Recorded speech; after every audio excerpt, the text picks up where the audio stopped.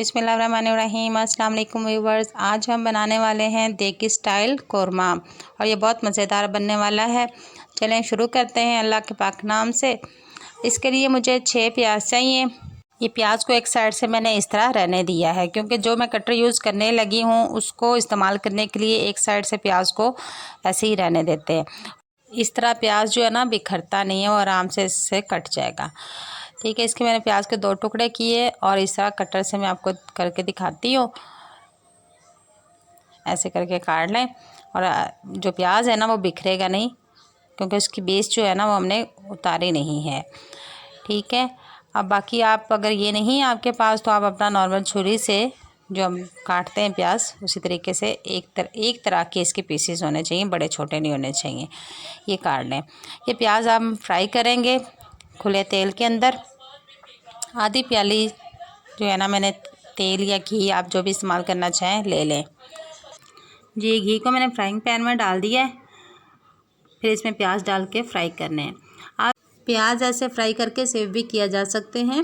रमज़ानुल मुबारक का महीना आ रहा है, आप पहले से प्याज बना के और कंटेनर में डाल के फ्रिज में भी रख सकते हैं और ओपन एयर भी रख सकते हैं। एक वीक जो है ना आराम से गुजर जाएगा।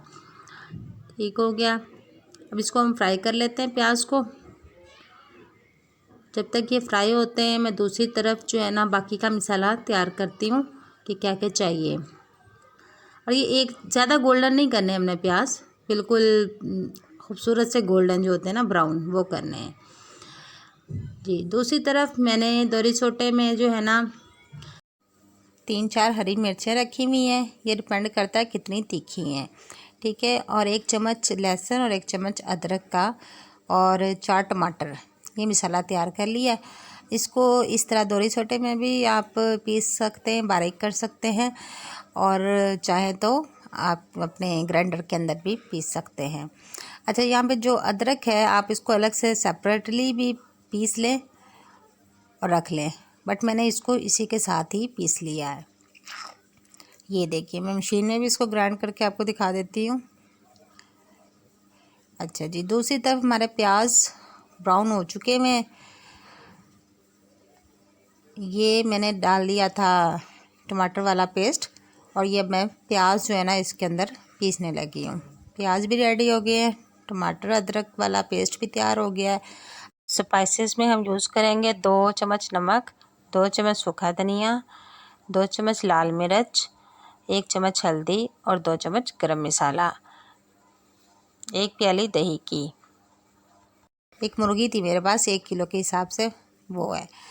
अच्छा जी, ये जो घी है इसको मैंने छान लिया है कढ़ाई के अंदर। अगर घी कम लगे थोड़ा आप और डाल सकते हैं। ये वही घी है जो बचा हुआ था, मैंने प्याज़ों से बचाया था। इसके अंदर मुर्गी सारी मैंने डाल दी है। अब इसके अंदर सारे स्पाइसेस हमने डालने हैं सिवाय गरम मसाले के। ठीक है, नमक डाल दिया, लाल मिर्चें डाल दी, हल्दी डाल दी और साथ में मैंने डाल देना है सूखा धनिया पिसा हुआ।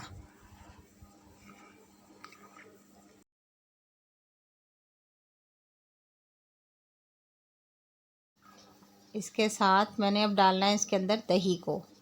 ठीक है, दही मैंने 300 ग्राम जो है ना दही इस्तेमाल की है। इसके अंदर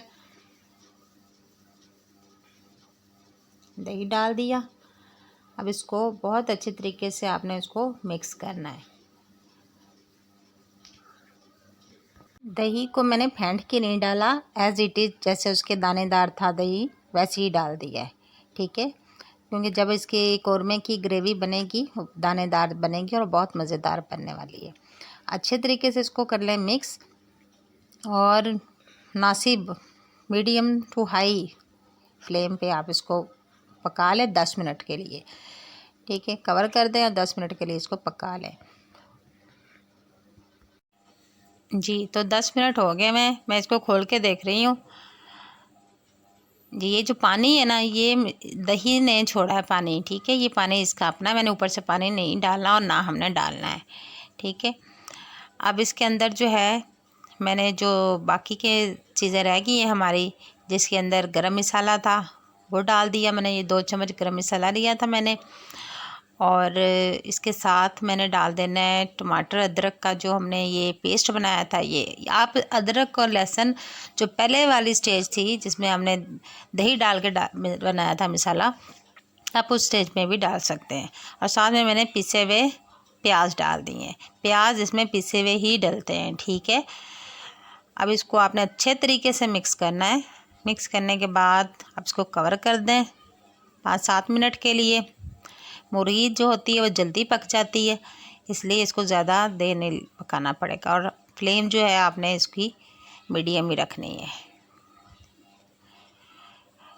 10 मिनट बाद मैंने खोल के देखा है, ये तैयार हो चुका हुआ है। अब आप इसको मज़ीद जो है ना फ्लेम बंद कर दीजिए और गार्निश करना है हमने इसको धनिए के साथ। धनिया ऊपर फैला दें। 5 मिनट के लिए आप इसको अगेन कवर कर दीजिएगा ताकि ये धनिए की खुशबू इसके अंदर मिक्स हो जाए।